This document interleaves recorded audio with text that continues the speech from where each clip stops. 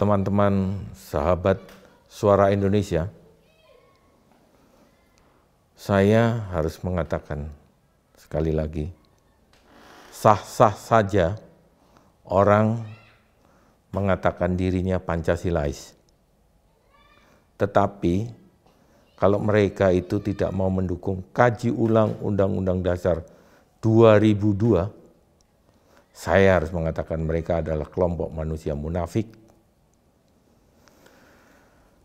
Sahabat-sahabat sekalian, kita mengetahui bahwa sejak Undang-Undang Dasar tahun 1945 diamandemen hingga 4 kali, terjadi banyak perubahan dalam kehidupan bermasyarakat, berbangsa, dan bernegara. Tidak luput kehidupan masyarakat di sektor ekonomi. Menurut Profesor Mubiarto, dari yang saya ketahui, bahwa implementasi Pancasila di dalam kehidupan itu diwujudkan dalam demokrasi politik dan demokrasi ekonomi untuk menghasilkan kesejahteraan sosial bagi seluruh rakyat Indonesia. Fakta-fakta di lapangan terlalu banyak untuk bisa disebutkan, tetapi kesenjangan kehidupan akibat implementasi ekonomi yang sudah sangat liberalis akibat dari amandemen Undang-Undang Dasar itu telah masuk pada kehidupan masyarakat yang cukup memprihatinkan. Orang tidak lagi bisa mengatakan bahwa ekonomi Pancasila itu berjalan. Kali ini Suara Indonesia bertemu lagi dengan seorang profesor dari Universitas Gadjah Mada, yaitu Profesor Gunawan Sumodiningrat. Selamat sore, Pak Gunawan. Selamat sore, Pak Bambang. Beberapa hal tadi sudah saya kemukakan. Saya melihatnya bahwa ekonomi Pancasila di era Undang-Undang Dasar 2002 ini semacam retorika belaka. Pendapat Pak Gun gimana? Undang-Undang Dasar hasil amandemen 2002 ini sudah menyimpang jauh dari Undang-Undang Dasar aslinya, yaitu tidak berdasarkan Pancasila. Saya sepakat itu. Untuk kayak itu saya sepakat dengan pengantar dari Pak Bambang tadi, bahwa di sini perlu adanya kaji ulang dari Undang-Undang Dasar 1945 hasil amandemen itu. Ini sangat sepakat. Jadi, tapi di samping itu Pak Bambang, ya setelah itu di amandemen pun, itu pejabat itu harus tahu. Sebetulnya banyak juga yang nggak ngerti Pancasila itu apa. Karena Pancasila yang saya sebutkan tadi sebagai dasar negara, itu berawal dari filosofi bangsa. Dan filosofi bangsa itu berawal dari filosofi diri pribadi. Kalau itu saja tidak diketahui, sehingga amandemen juga tidak ada gunanya. Untuk menerjemahkan amandemen, kok pada rame amandemen 2002 kok menjadi tidak sesuai lagi, jadi heboh. Karena juga ada 3 hal paling tidak. Yang pertama, kita harus paham dulu apa itu filosofi Pancasila itu. Yang kedua, setelah menjadi dasar negara yang disebutkan dalam pembukaan Undang-Undang Dasar 45, itu harus menjadi pedoman untuk penyusunan undang-undang berikutnya. Dan yang ketiga, implementasinya itu harus diperhatikan dengan baik. Sebaik-baik undang-undang seperti yang sampaikan kemarin, itu pejabatnya juga harus ngerti, dan juga disadarkan kepada masyarakatnya dalam implementasi. Satu, saya sepakat dengan Pak Bambang ya, dengan media juga semua itu, bahwa ini perlu kaji ulang Undang-Undang Dasar hasil amandemen. Karena kenyataannya memang Undang-Undang hasil amandemen itu beda banget dengan Undang-Undang kemarin. Hanya bersyukur saja pembukaannya tidak dirubah. Wah, itu saya berbahagia. Karena pembukaan itulah saya sebutkan sebagai pedoman hidup kita. Tapi batang tubuhnya nggak nyambung. Karena batang tubuhnya itu sudah dirubah, kalau menurut Profesor Kailan dari Universitas Gadjah Mada, Fakultas Filsafat, itu 80% sudah berbeda.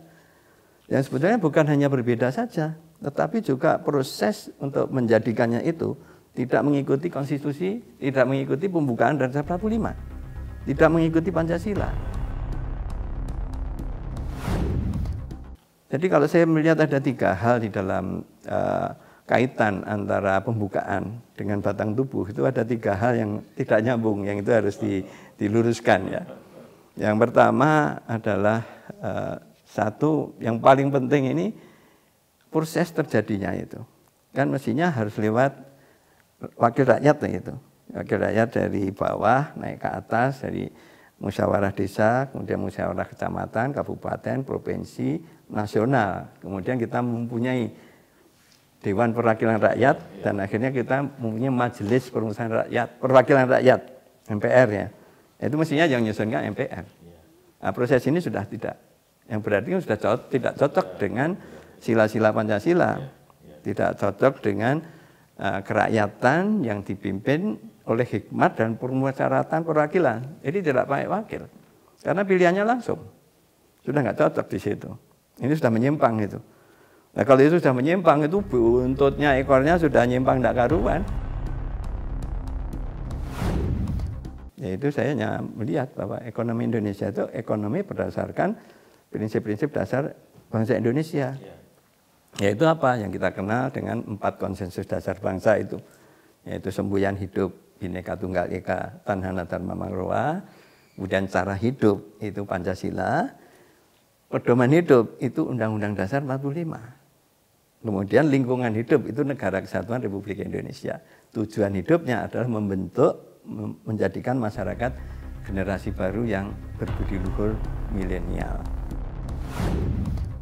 Karena bangsa kita sedang carut marut.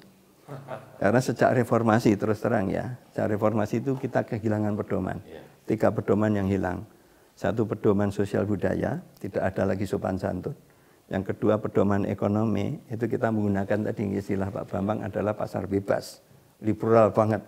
Yang ketiga pedoman politik, kita nggak punya pedoman politik, partainya terlalu banyak.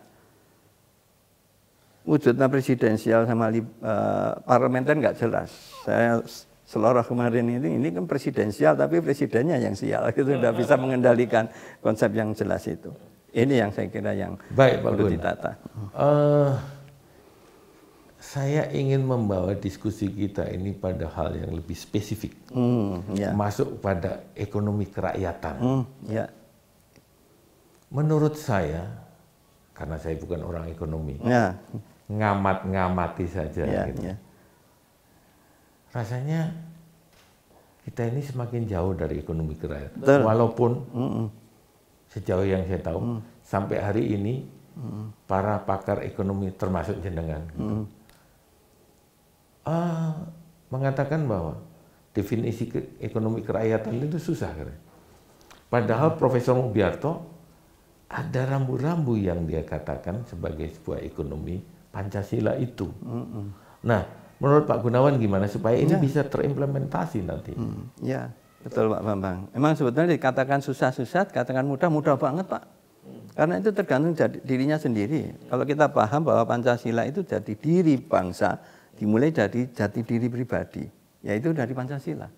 Kita harus menyadari dulu bahwa bangsa ini kumpulan dari manusia, dan manusia itu adalah rakyat. Nah, orang rakyat itu harus hidup. Orang hidup adalah orang ekonomi. Jadi kalau ekonomi berdasarkan manusia, namanya ekonomi rakyat. Jadi ekonomi rakyat itu ekonomi yang memihak pada rakyat. Dimulai dari rakyat, oleh rakyat untuk rakyat di situ. Permasalahannya adalah rakyatnya itu berkembang. Dari rakyat yang tradisional menjadi rakyat transisi, menjadi rakyat modern. Dari rakyat yang paham hakikat hidup yang benar, menjadi rakyat yang tidak paham. Kelihatannya dia sudah menjadi masyarakat yang maju, tapi sebenarnya tidak maju. Hanya seperti majunya secara fisik, tapi Pancasilanya tidak maju. Itu dulu yang dipahami Pak. Jadi ekonomi rakyat itu adalah ekonomi dari rakyat, oleh rakyat, untuk rakyat. Sedangkan rakyat kita berpedoman pada Pancasila. Yang demikian maka ekonomi rakyat juga harus ekonomi Pancasila. Karena ekonomi rakyat kita berdasarkan Pancasila. Dan Pancasila itu apa? Pancasila itu filosofi hidup yang benar, hidup yang sejati. Rakyat, manusia, kalau bukan tidak Pancasilais, itu bukan manusia. Karena Pancasila itu sudah jelas ya. Dan saya berbahagia sekali Pak, kita tidak bicarakan Pancasila yang mana. Dan oleh siapa. Nah, itu jadi rame lagi itu. Itu pekerjaan provokator untuk bisa mendapat borongan, untuk bisa diundang lagi. Karena itu urusan filsafat. Kita kan disampaikan oleh Pak Bambang tadi yang praktis. Pancasilanya yang mana? Pancasilanya satu yang ada di dinding itu. Satu, ketuhanan yang Maha Esa. Kemanusiaan yang adil dan beradab. Persatuan Indonesia. Kerakyatan yang dipimpin oleh hikmat dan permusyawaratan perwakilan. Keadilan sosial bagi seluruh rakyat Indonesia. Titik. Jangan ditambahi lagi. Itu Pancasila yang tersebut di dalam Undang-Undang Dasar 45 tanggal 18 Agustus. Titik. Jangan ditarik lagi. Mundur.